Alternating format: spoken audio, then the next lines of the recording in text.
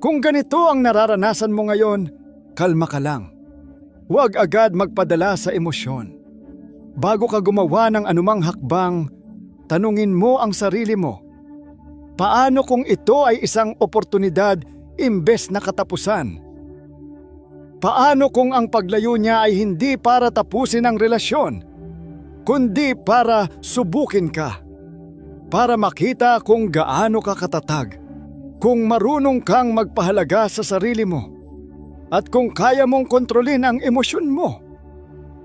Ngayon, ang tanong, paano mo babaliktarin ang sitwasyon nang hindi ka naghahabol, hindi nagmamakaawa, at hindi nawawalan ng respeto sa sarili? Yan ang pag-uusapan natin. Una, bakit siya lumalayo? Napansin mo bang parang lumalayo siya? Maraming lalaki ang agad kinakabahan at iniisip na baka may iba na siya o baka hindi na siya interesado. Dahil sa takot na mawala siya, bigla silang nagiging sobrang sweet, mas madalas mag-text at ibinibigay ang lahat ng effort para lang bumalik ang dati niyang pagtrato. Pero sa halip na bumalik siya, mas lalo lang siyang lumalayo. Bakit? Kasi hindi mo naiintindihan kung ano talaga ang nangyayari. Hindi nawawala ang feelings ng babae ng biglaan. Hindi siya basta gigising isang araw at magpapasyang hindi ka na niya gusto. Ang totoo, dahan-dahan itong nangyayari. Unti-unting nawawala ang excitement, ang challenge, at ang misteryo sa relasyon. Minsan, hindi niya rin sinasadya, pero subconsciously, tinetesting ka niya. Gusto niyang makita kung paano ka magre-react kapag hindi na siya kasing lambing ng dati. Matataranta ka ba? Maghahabol ka ba? O mananatili kang kalmado at kumpiyansa sa sarili mo? At dito nagkakamali ang maraming lalaki. Imbes na hayaan siyang bumalik ng kusa, lalo silang nagpupumilit. Mas madalas mag-text, mas maraming tawag, at minsan halos magmakaawa na. Ang problema, imbes na bumalik ang dating init, mas nawawalan siya ng interes at respeto. Bakit? Dahil kapag sobrang available ang isang bagay, hindi na ito pinapahalagahan. Ano ang tamang gawin? Huwag maghabol. Huwag magmakaawa. Matuto kang pahalagahan ang sarili mo. Pangalawa, ang silent test na hindi mo napapansin. Napansin mo bang bigla siyang lumamig o parang hindi na kasing sweet ng dati? Hindi niya ito laging sinasadya, pero madalas isa itong silent test. Paraan niya para makita kung paano ka magre-react kapag hindi na siya ganoon ka-attentive sa'yo. Ano ang gusto niyang malaman? Malakas ba ang kontrol mo sa emosyon? Kapag lumayo siya, mananatili ka bang kalmado o magpapanik ka? May iba ka bang options o siya lang? Kapag naramdaman niyang siya lang ang mundo mo, baka lalo siyang mawalan ng interes. Mananatili ka bang matatag o maghahabol ka? Gusto niyang makita kung confident ka sa sarili mo o kung madali kang madala ng emosyon. Dito madalas nagkakamali ang maraming lalaki. Sa halip na manatiling chill, nagdo-double text sila, agad nag-aalala at pilit ibinabalik ang dating closeness. Kapag hindi siya nag-reply agad, magpapadala ulit ng message. Kapag nag-iba ang kilos niya, agad magtatanong ng, "Okay ka lang ba? May problema ba tayo?" At kapag nakansela ang date, mabilis mag-aalok ng bagong schedule. Ang problema, lalong bumababa ang atraksyon dahil pinapakita mong kontrolado ka ng emosyon mo. Paano mo mapapasa ang test na ito? Huwag maghabol. Kapag lumayo siya, huwag mong pilitin. Huwag mag-react agad. Huwag padalos-dalos sa pagte-text o pagpapakita ng sobrang concern. Panatilihin ang respeto sa sarili. Kapag kalmado ka at hindi siya hinahabol, mas lalo kang nagiging valuable sa kanya.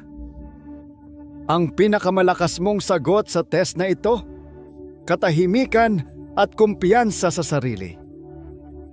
Pangatlo, ang lakas ng distansya at pagtitimpi. Maraming lalaki ang nagkakamali sa pag-aakala na mas mamahalin sila ng isang babae kapag lagi silang nandyan, laging available, at palaging nagpapakita ng effort. Pero ang hindi nila alam ay ito, mas naa-attract ang babae sa pagkawala mo kaysa sa palagi kang nandyan. Kapag palagi kang present, madaling maabot at laging nauuna sa kanya, nawawalan siya ng interes. Bakit? Kasi wala na siyang kailangang gawin para makuha ang atensyon mo. Alam niyang kahit anong mangyari, andyan ka lang. At kapag alam niyang hindi ka mawawala, doon siya nagsisimulang mawalan ng excitement at challenge. Pero paano kung hindi ka na kasing dali maabot? Dito nagsisimula siyang magtaka. Bakit hindi siya nagre-react? Bakit hindi siya nag-message? May iba na ba siyang pinagkakaabalahan? Kahit wala kang ginagawa, nagsisimula na siyang mag-isip tungkol sa'yo. Paano mo ito magagamit ng tama? Huwag siyang i-text agad. Kung hindi siya nagparamdam, huwag mo siyang unahan. Huwag mag-like sa post niya. Huwag ipakita na nakatutok ka pa rin sa kanya. Unahin ang sarili at layunin sa buhay. Gamitin ang oras mo para sa mas mahalagang bagay kaysa sa paghihintay sa kanya. Ano ang epekto nito? Nagsisimula siyang magtaka kung nawala na ang interes mo at doon niya mararamdaman ang pagkawala mo. Kapag napansin niyang hindi ka na kasing available tulad ng dati, mas lalo kanyang maaalala at mapapansin ang halaga mo. Pang-apat, ano ang dapat gawin kapag siya ay lumalayo? Kapag napansin mong lumalayo siya, ano ang unang gagawin mo? Maraming lalaki ang agad na nag-aalala at sinusubukang ayusin ang sitwasyon. Minsan, nagpapakita sila ng sobrang daming emosyon. Paulit-ulit na sinasabi kung gaano nila kamahal ang babae. O kaya bumabawi sa sobrang sweet na paraan. Iniisip nila na kung gagawin nila ito, babalik ang dating lambing ng babae. Pero ang totoo, mas lalo siyang lalayo. Bakit? Kapag nag-overreact ka at nagpakita ng sobrang pag-aalala, pinapakita mong hindi mo kaya ang distansya. Pinapakita mong ikaw ang mas nangangailangan at dahil dito, parang nawawala ang halaga mo sa paningin niya. Ano ang tamang gawin? I-match ang energy niya. Kung lumalayo siya, hayaan mo lang. Huwag mong pilitin na bumalik agad ang dating closeness ninyo. Huwag sobrahan ng effort. Hindi mo kailangang bumawi sa sobrang sweet na paraan o ipilit ipaliwanag ang nararamdaman mo. Maging matatag at kalmado. Ipakita mong kahit lumalayo siya, hindi mo siya hahabulin. May sarili kang buhay at hindi mo kailangang umasa lang sa kanya para maging masaya. Ano ang magiging epekto nito? Kapag nakita niyang hindi ka nag-aalala at hindi mo siya hinahabol, magtataka siya. Magsisimula siyang mag-isip, bakit hindi siya nag-react tulad ng ibang lalaki? At kapag nagsimula siyang magtanong, doon babalik ang interes niya. Sa halip na habulin siya, panatilihin ang respeto sa sarili. Ito ang tunay na magpapataas ng halaga mo sa paningin niya. Panlima, kapag bumalik siya, ano ang dapat mong gawin? Matagal kang nanahimik, hindi naghabol, at inuna mo ang sarili mo. Ngayon, bigla siyang nag-message. Ano ang gagawin mo? Karamihan sa mga lalaki, sobrang natutuwa kapag bumalik ang babae. Agad siyang tinatanggap nang walang kahit anong effort mula sa kanya. Iniisip nila, yes, bumalik siya. Ibig sabihin, gusto niya pa rin ako. Dahil dito, bumabalik sila sa dating ugali. Sobrang bigay ng atensyon, sobrang lambing, at parang hindi nawala ang dating dynamics. Ang problema, kapag nakita niyang sobrang excited ka at madali kang bumalik sa dati, iisipin niyang hawak ka pa rin niya. Malalaman niyang kaya kanyang kontrolin kahit kailan niya gusto at mawawala ulit ang challenge.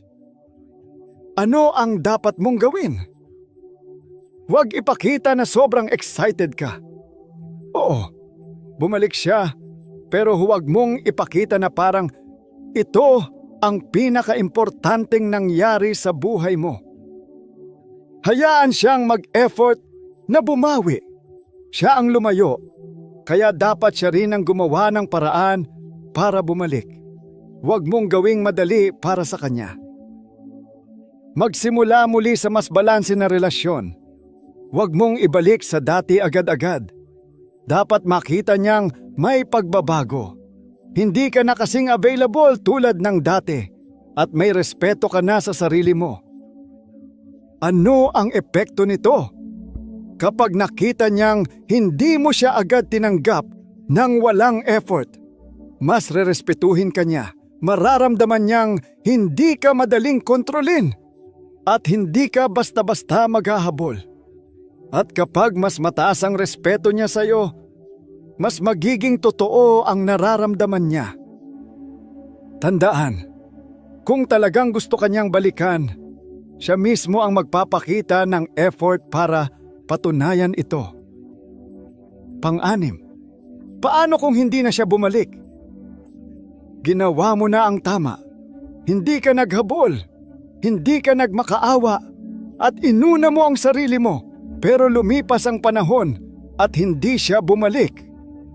Ano na ang susunod mong gagawin? Una sa lahat, tanggapin mo ang katotohanan. Hindi lahat ng babae babalik. At ayos lang yon. Maraming lalaki ang nagkakamali dahil iniisip nila na dapat may closure. O dapat bumalik ang babae para lang masabing panalo sila. Pero ang totoo, ang tunay na panalo ay kapag natutunan mong bitawan ang hindi talaga para sa'yo. Anong ibig sabihin nito?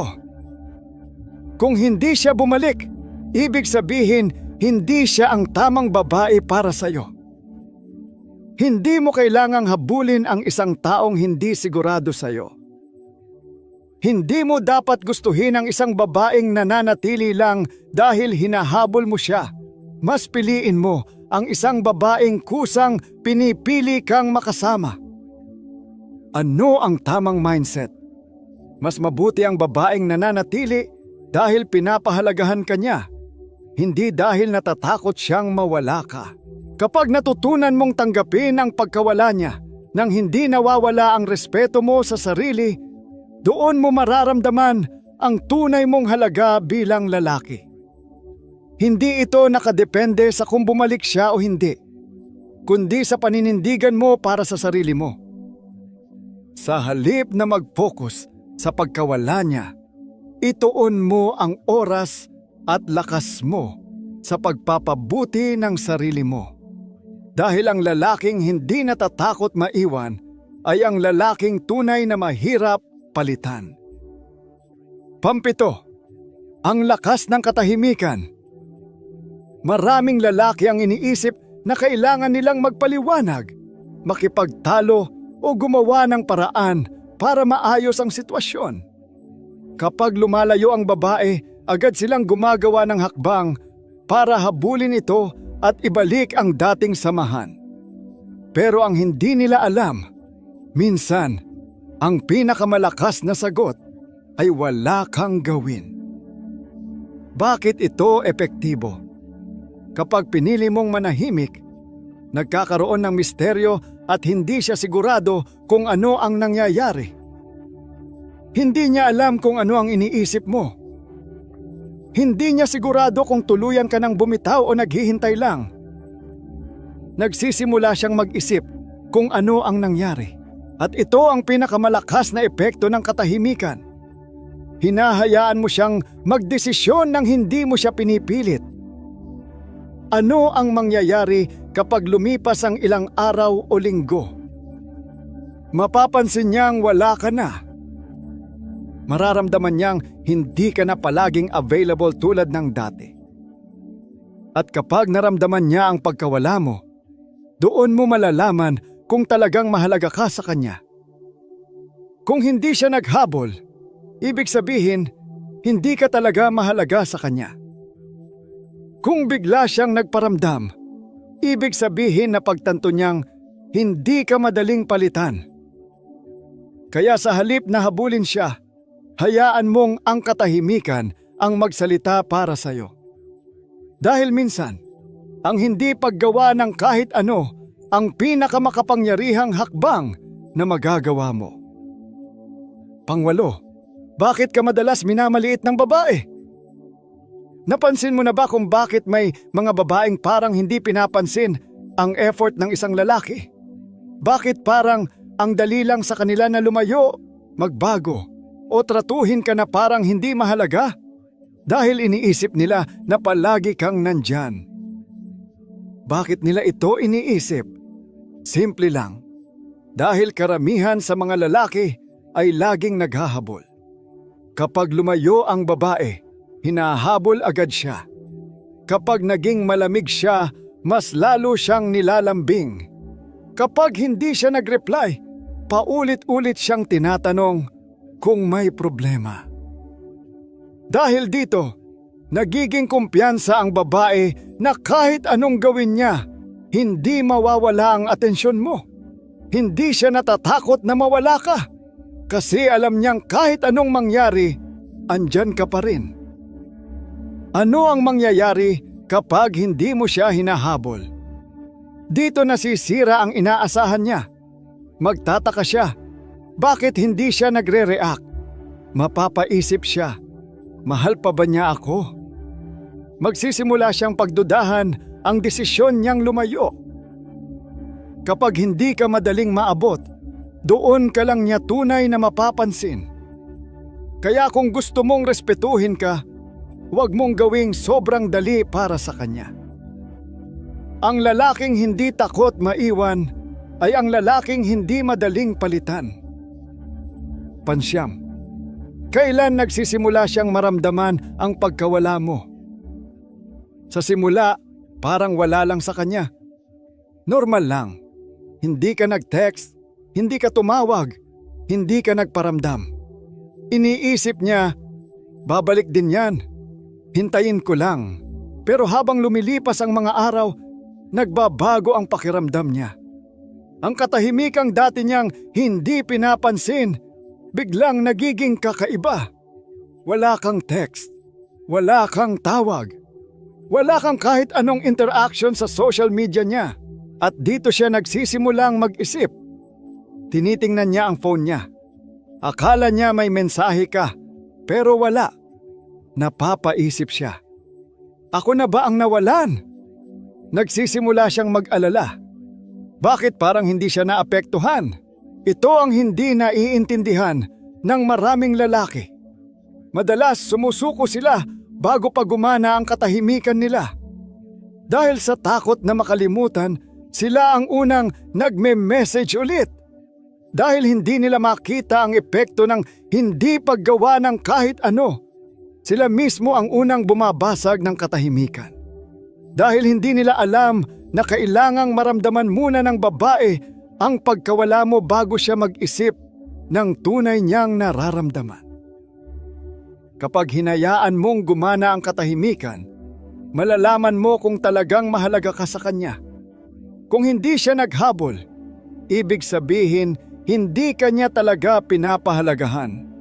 Kung siya ang unang magparamdam, ibig sabihin nararamdaman na niya ang pagkawala mo at hindi niya gusto yon. Pansampu, ang hindi sinasabing batas ng atraksyon. Maraming lalaki ang hindi alam na ang halaga nila sa isang babae ay nakadepende sa kung gaano sila kahirap palitan. Kung madali kang makuha, madali ka rin niyang balewalain. Kung palagi kang nandyan, hindi niya kailangang tanungin ang sarili kung ano ang pakiramdam nang mawala ka. Ano ang nangyayari kapag palagi kang available? Hindi niya kailangang pag-isipan kung mahalaga ka talaga sa kanya. Hindi niya maiisip kung ano ang pakiramdam nang mawala ka. Hindi niya mararamdaman ang takot na mawala ka. Dahil alam niyang hindi ka mawawala, nagiging kampante siya. Alam niyang kahit anong gawin niya, hindi ka aalis. At doon siya nawawalan ng interes. Pero paano kung bigla kang nawala? Dito nagbabago ang sitwasyon. Nagsisimula siyang mag-alala kung nasanay lang siya na andyan ka palagi. Napapaisip siya kung tama ba ang naging desisyon niyang lumayo. Naguguluhan siya kung bakit bigla kang hindi na naghabol. Ito ang dahilan kung bakit nagiging kaakit-akit ang misteryo.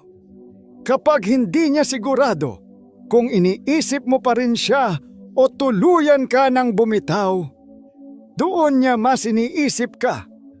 Ang lalaking mahirap palitan ay ang lalaking hindi takot lumayo. Kaya kung gusto mong manatili ang respeto at interes niya sa iyo, huwag mong ibigay ng libre ang atensyon at presensya mo. Hayaan mong maramdaman niyang hindi ka madaling palitan. Panlabing isa, bakit bigla siyang nagsisimulang manood sa iyo? Kapag tumigil ka sa paghabol at nanahimik, biglang nagbabago ang kilos niya. Sa halip na balewalain ka, unti-unti ka niyang sisilipin.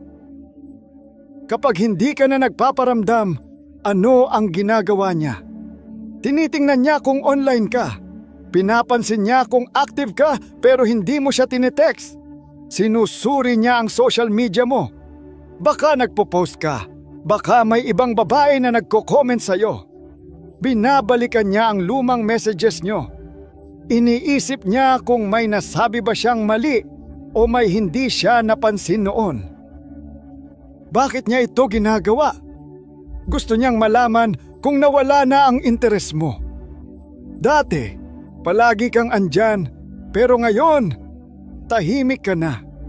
Hindi niya maintindihan kung bakit hindi ka na nagre-react tulad ng dati. Hindi niya matanggap na hindi mo siya hinahabol. Sanay siyang siya ang hinahabol, pero ngayong hindi mo na ginagawa yon, napapaisip siya kung sino talaga ang nawalan. Ikaw ba o siya? Ito ang hindi naiintindihan ng maraming lalaki. Kapag tumigil ka sa paghabol, mas lalo kanyang hahanapin. Dati, sigurado siyang hindi ka mawawala. Pero ngayon, hindi na niya alam. At yan mismo ang nagpapabalik ng interes niya sa iyo. Kapag hindi mo siya hinabol, siya mismo ang mapipilitang magtanong kung bakit. Panlabing dalawa, ang mga maliliit na senyales na tinetesting ka niya.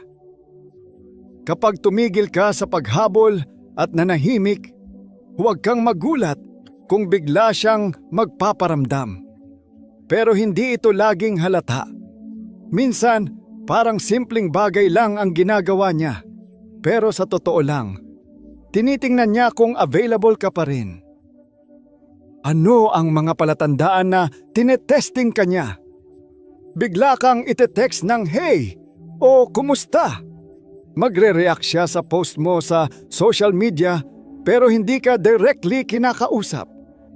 Magtatanong siya ng random na bagay na parang walang koneksyon sa inyo. Bakit niya ito ginagawa?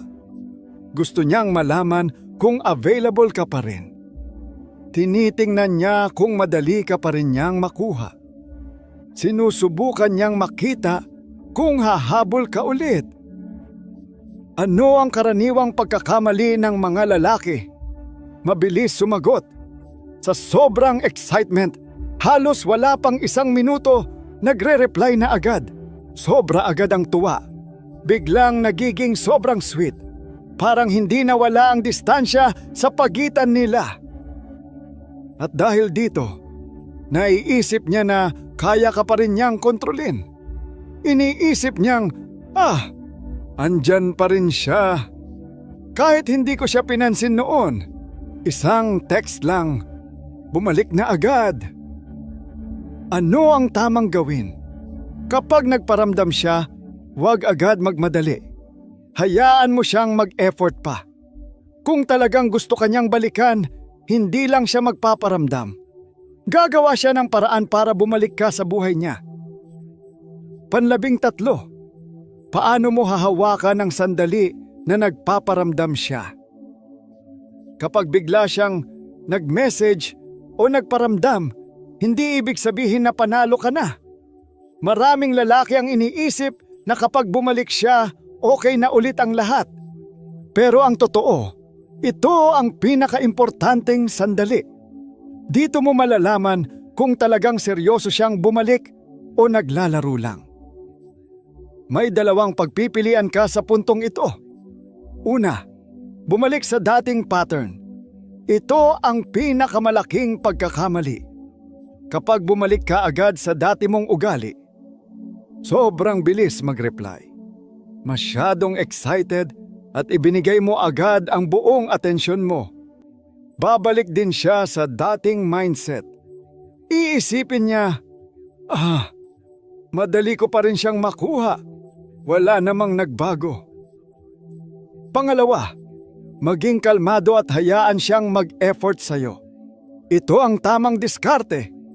Huwag kang agad magmadali. Hayaan mo siyang patunayan kung talagang gusto kanyang balikan. Kapag hindi ka agad nagpakita ng sobrang excitement, magsisimula siyang magtaka at magiging curious sa'yo. Bakit mas epektibo ang pagiging challenge? Kapag hindi mo siya tinanggap agad ng walang effort, mas lalo siyang magiging interesado. Magtataka siya kung bakit hindi ka agad nag-react. Mapapaisip siya kung may iba ka bang pinagkakaabalahan. Mas lalo siyang maiengganyo na patunayan na sincere siya sa pagbabalik niya.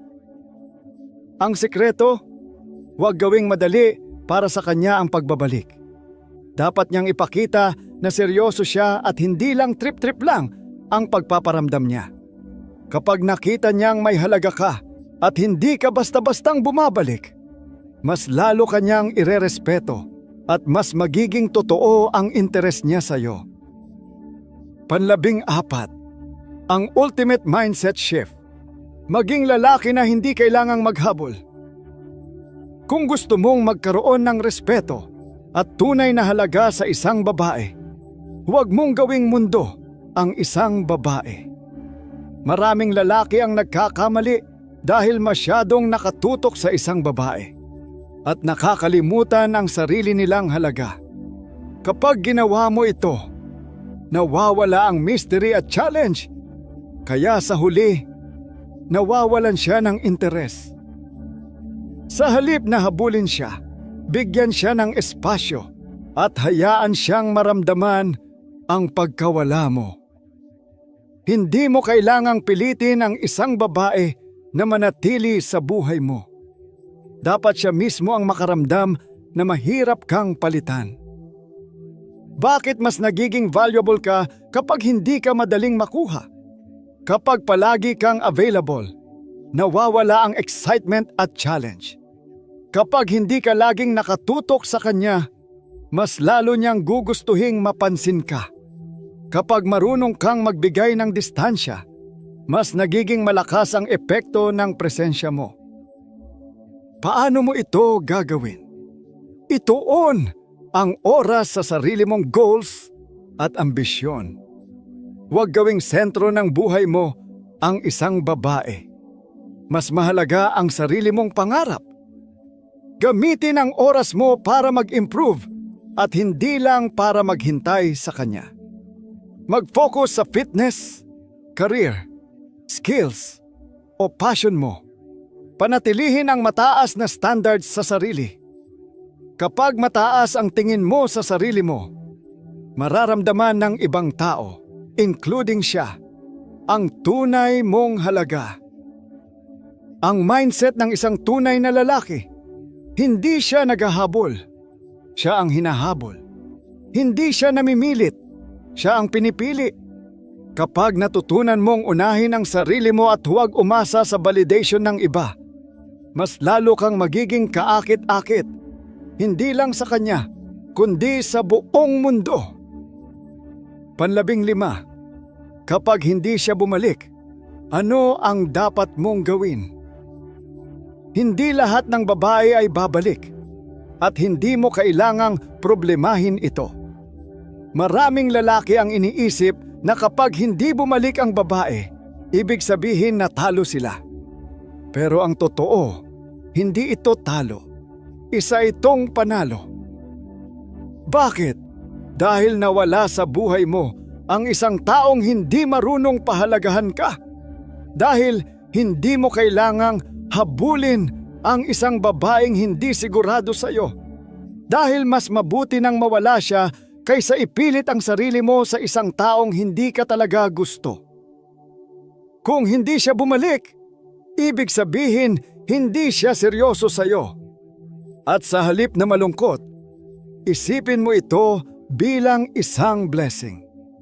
Mas mabuti nang malaman mo ng maaga kaysa maubos ang oras mo sa isang taong hindi ka pinapahalagahan. Ano ang dapat mong gawin? Tanggapin ito ng may respeto sa sarili. Huwag maghabol, huwag magmakaawa at huwag magalit. Ang tunay na lalaki ay alam kung kailan siya dapat bumitaw. Ilaan ang oras sa mas mahalagang bagay. Gamitin mo ang pagkakataong ito para ayusin ang sarili mo sa karir, kalusugan at personal na pag-unlad. Panatilihin ang respeto sa sarili. Huwag ibaba ang standards mo para sa isang taong hindi kayang makita ang tunay mong halaga. Ang pagkawala niya ay hindi katapusan, kundi simula ng isang mas magandang kwento. Ang kwento ng isang lalaking natutong piliin ang mas mabuti para sa sarili niya. 16. Bakit hindi ka dapat mag-react kahit anong gawin niya? Kapag lumayo ang isang babae, malaki ang chance na subukan niyang makuha ulit ang atensyon mo. Kahit hindi direkta. Hindi siya laging lalapit ng harapan, pero may mga paraan siyang gagawin para makita kung magre-react ka. Ano ang mga ginagawa niya para makita kung papansin ka pa rin? Nagpo-post ng masaya niyang buhay. Parang ipinapakita niyang okay lang siya kahit wala ka. Pero huwag kang magpadala. Nagpo-post ng quotes na parang may pinapatamaan. Alam niyang makikita mo ito, pero huwag mong bigyan ng pansin. Biglang magpaparamdam. Maaring simpleng hi lang o isang random na mensahe para makita kung bibigay ka ulit. Bakit hindi ka dapat mag-react? Kapag hindi mo siya pinansin o hindi ka nag-react, doon siya naguguluhan at nagsisimulang mag-isip. Magtataka siya kung bakit hindi ka naapektuhan. Mapapaisip siya kung hindi ka na ba interesado. Mas lalo siyang magiging curious tungkol sa iyo. Ano ang dapat mong gawin? Huwag kang sumabay sa laro niya. Ang pinakamalakas mong sagot ay katahimikan at hindi pag-react. Kung may pinost siya, hayaan mo lang. Kung nagparamdam siya, huwag agad tumalon pabalik. Kapag hindi mo siya pinansin, ikaw ang may kontrol. At sa puntong ito, siya na mismo ang magsisimulang maghabol. 17. Detachment. Ang tunay na game changer. Maraming lalaki ang iniisip na para manatili ang interes ng isang babae, kailangan nilang ipakita kung gaano nila ito kagusto. Pero ang totoo, mas nagiging interesado ang babae kapag hindi mo siya hinahabol. Kapag hindi mo na siya hinahanap, Doon siya nagsisimulang maghanap sa'yo. Kapag hindi mo na siya hinahabol, doon niya maiintindihan ang tunay mong halaga. Ito ang tinatawag na detachment, ang kakayahang maging masaya at buo, kahit wala siya, kahit hindi mo makuha ang atensyon niya. Ano ang ibig sabihin ng detachment? Ang tunay na lakas ng isang lalaki ay hindi sa pagiging dominante o palaging nagpapakita ng interes. Ang tunay na lakas ay nasa pagiging detached. Hindi mo kailangang umasa sa atensyon o reply niya para maramdaman mong mahalaga ka. Hindi mo kailangang patunayan ang sarili mo sa kanya dahil alam mo na ang halaga mo kahit hindi niya ito ipakita.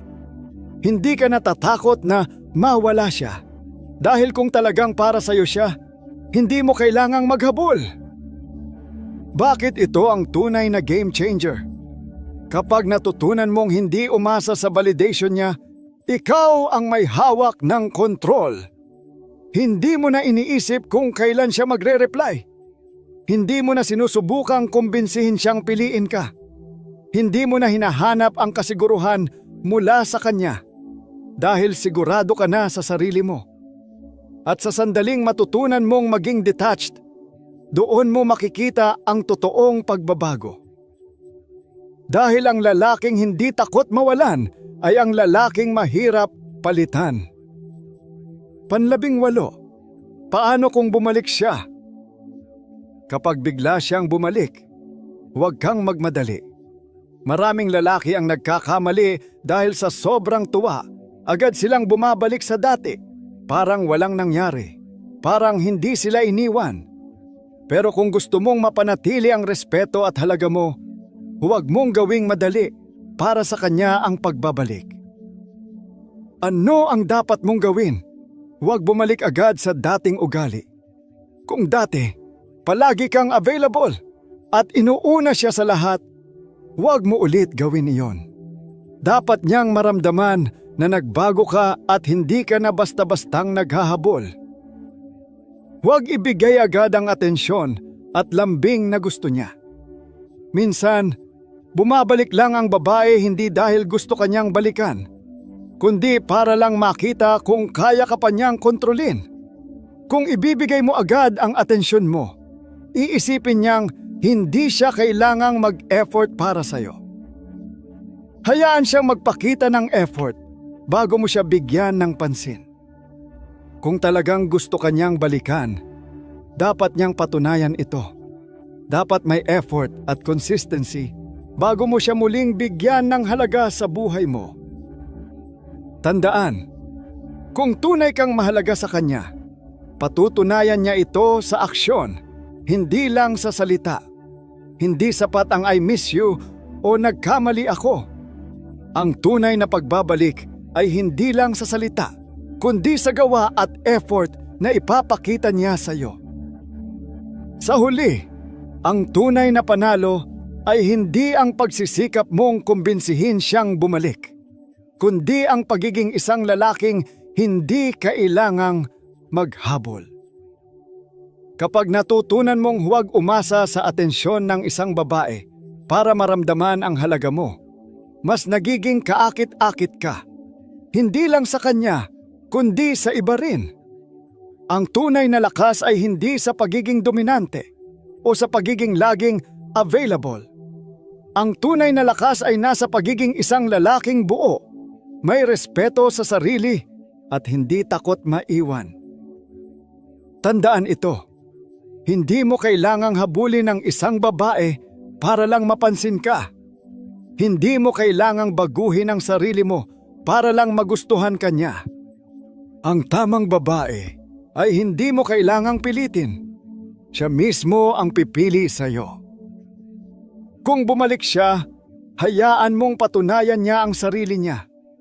Kung hindi siya bumalik, hayaan mo siyang mawala. Mas mahalaga ang sarili mong halaga kaysa sa kanya.